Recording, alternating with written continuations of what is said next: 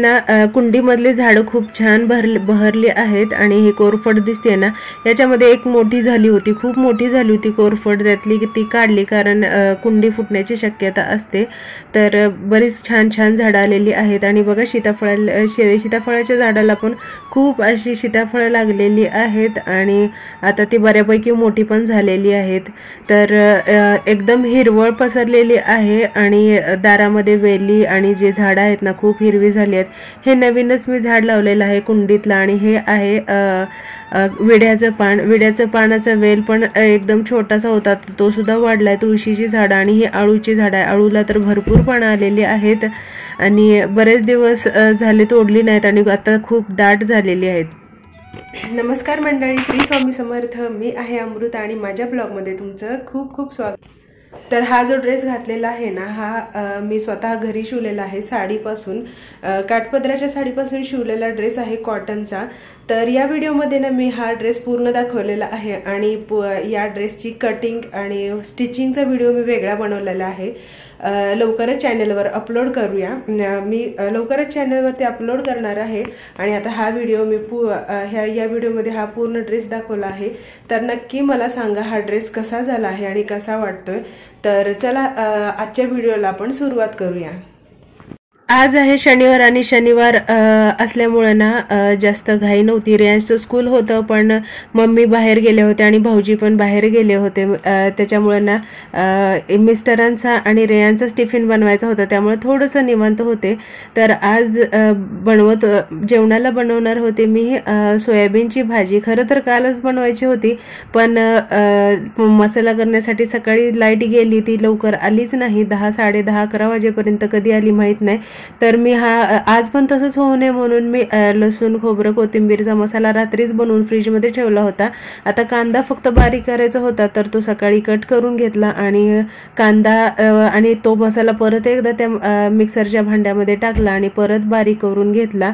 त्याच्यामुळे काय एक जीव होतो ना, म्हणून मी परत एकदा तसं केलं. तर मसाला बारीक करून घेतला आणि कढईमध्ये तेल तापायला ठेवलं आणि तो मसाला आहे ना त्याच्यामध्ये चांगला लालसर होईपर्यंत परतून घेतला.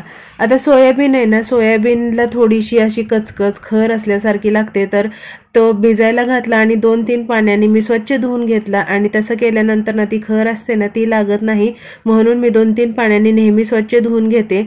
आता ही भाजी बनवताना माझ्याकडून म्हणजे मी विसरूनच गेले की थोड्याशा तेलामध्ये मला ना सोयाबीन परतून घ्यायचे होते. त्याच्याने ना खूप छान टेस्ट येते सोयाबीनला आणि कसं काय माहिती ते माझ्याकडून विसरूनच गेलं आणि मी डायरेक्टच ते भाजीमध्ये बनवलं. आता ते सोयाबीन ना भिजल्यानंतर मोठे मोठे होतात म्हणून त्याचे मी तुकडे पण करून घेतले. तर बघा आता तेलामध्ये मस्त असा मसाला परतते. सेम चिकनचा मसाला आपण बनवतो ना तसाच मसाला बनवला होता. कोथिंबीर, लसूण, खोबरं चांगला तेल सुटेपर्यंत परतून घेतला. ते मसाला परतेपर्यंत ना जे सोयाबीन होतं ना ते फुगलेलं होतं, त्याचे बारीक तुकडे करून घेतले कारण भाजी एक जीव होते आणि मिळून येते म्हणून.